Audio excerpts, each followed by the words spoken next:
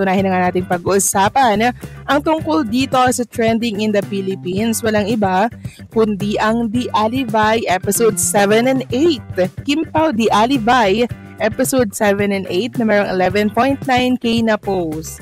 Grabe mga kakimpaw. Ngayon kasi nilalapag or ilalapag itong episode 7 and 8. Ako mga kakimpaw, I'm sure excited na po kayo na mapanood ang mga eksena doon ni Kim and syempre ni Paolo Avellino, no? Sana laging Friday para meron tayong pinagkakaabalahan na mga episode ng The Alibay. Pero huwag kayong mag-alala, magkakaroon ulit ng project si Kim and Paolo Avellino by 2026. Movie yan mga kakimpaw. And after ng movie, may mga panibago na namang offer kay Kim and Paolo. Grabe no? Talagang binabahan ng blessing si Kim and Paolo kasi nga in demand po sila. Hindi po sila papakawalan ng mga producers na mahawak sa kanila kasi mabenta sa masa. Kayo ba isang producer, papakawalan nyo ba itong mga lab team na kung saan talaga namang tinatangkilik? Di ba hindi? Patuloy nyo silang iisipan ng mga project, mga story, di ba, na papatok sa masa. Ganyan din kay Kim and Paolo Avellino.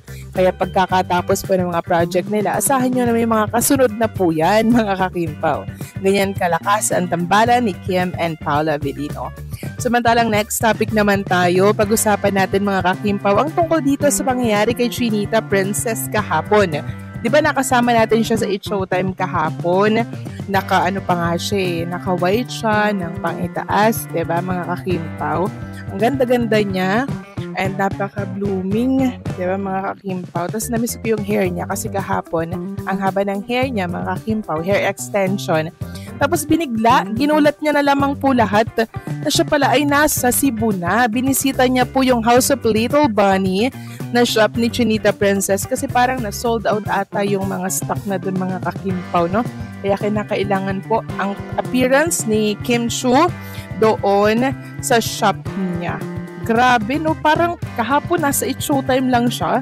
Tapos ilang oras nang nakalipas, nasa Cebu na mga kakimpaw at kasama niya po itong si Twinkle. So parang doon ata siya sumakay sa inaanuhan po na airplane ni Twinkle kasi magkasabay po silang dumating ng Cebu. Ngayon, since si Kim Chu nga po ay nasa Cebu, mayroong mga nagtatanong, si Paolo Avellino po ba kasama? Kasi si Kim Chu po ay parang nag-visit ata sa puntod ng kanyang mommy dito po sa Cebu. Yung mga nagtatanong, si Paolo Avellino po kaya kasama? Since si Kim Chu naman ay sumakay sa airplane kung saan nagtatrabaho itong si Twinkle. Yung mga nagsasabing siguro nga kasama, vacation mode muna si Kim and Paolo Avellino. Kung nasaan man daw si Kim, andun din daw si Paolo Avellino.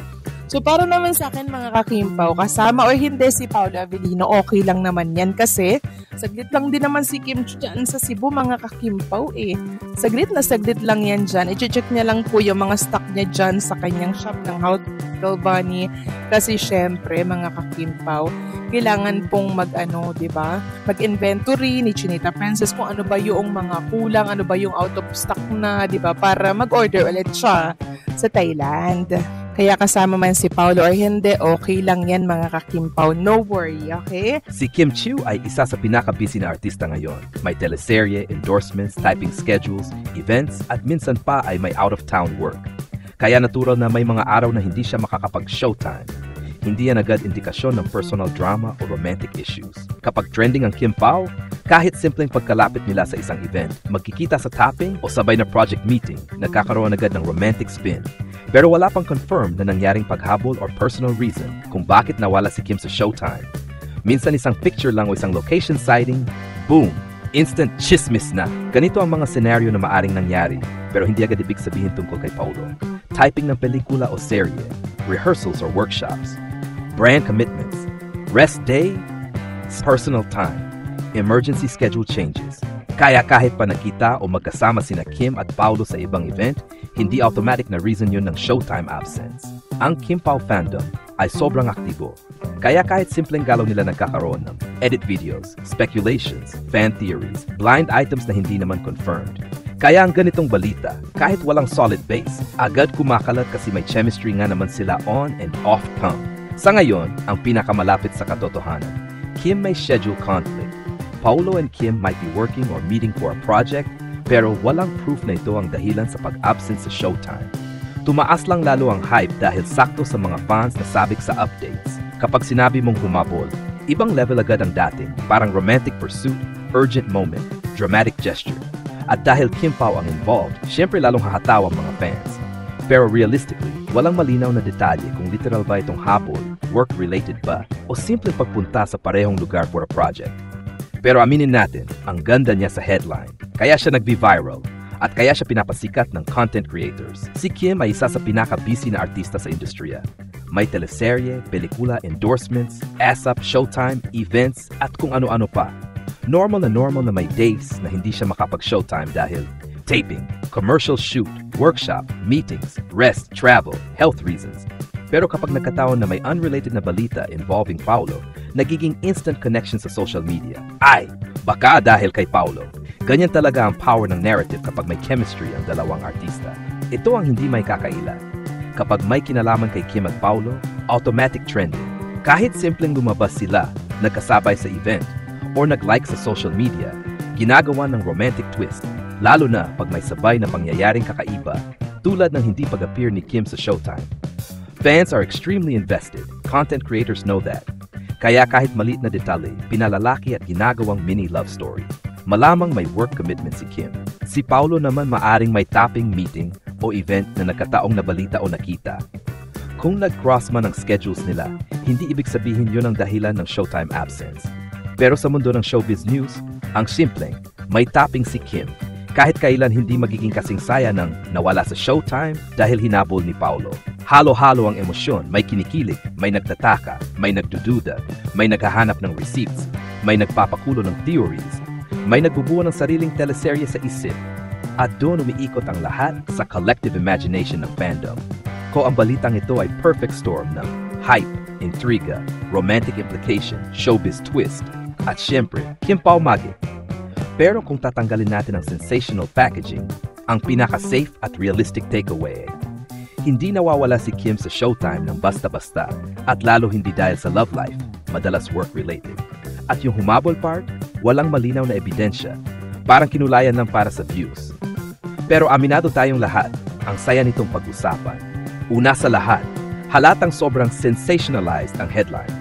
Yung tipong ginawang shock factor ang sitwasyon kahit wala pang malinaw na ebidensya.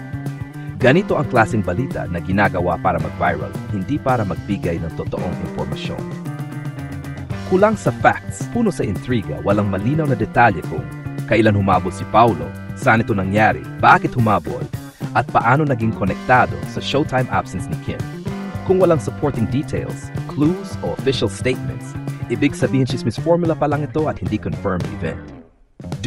Yung pagkawala ni Kim sa showtime ay di laging drama. Si Kim Chiu ay sobrang busy, teleserye, pelikula, ASAP, endorsements, tapings, photoshoots, events. Normal na may days siya na hindi makakasali sa showtime. Hindi lahat ng absence ay dahil sa personal life. Madalas, work scheduling lang talaga. Yung humabol si Paolo, fan service ang tunog. Dahil trending lagi ang Kim Pao, kahit maliit na galaw, nagdadagdag agad ng romantic twist. Pero hanggat walang actual na source, maaring pure fan interpretation o clickbait lang. Number 4. Malaki ang role ng fandom at social media. Ang Kim Pao fandom ay very active. Kaya kapag may pagkawala sa show, pagkakasabay sa event, pagkikita sa backstage, biglang tahimik sa SOCMED, nagiging mitsa agad ng theories. Pero hindi ibig sabihin na may malalim na nangyari sa likod. Mas realistic na explanation. Ang pinaka-possible na nangyari, Kim may ibang work commitment. Paolo may hiwalay na activity o taping. Social media, pinagduktong sila kahit unrelated naman. Ang balitang ito ay hindi pa solid, hindi pa confirmed, at mas chismis style kaysa factual. Pero dahil sa lakas ng chemistry at interest sa Kim Pao, nagiging malaking issue kahit simpleng pangyayari. Kung may totoo mang special moment sa kanila, sila rin ang magsasabi. Pero sa ngayon, mas safe sabihing hype at speculation lang ang big chunk ng balitang ito.